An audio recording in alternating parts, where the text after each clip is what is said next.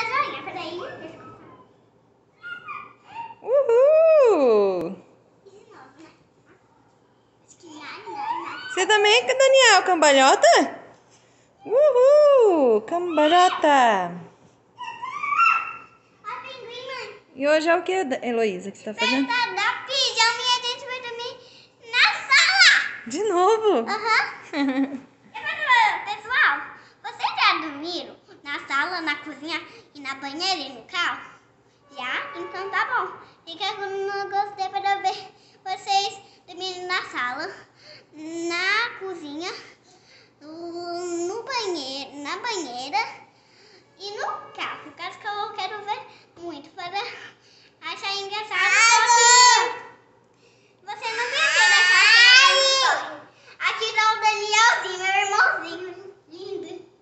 Vamos fazer como a gente não, pessoal.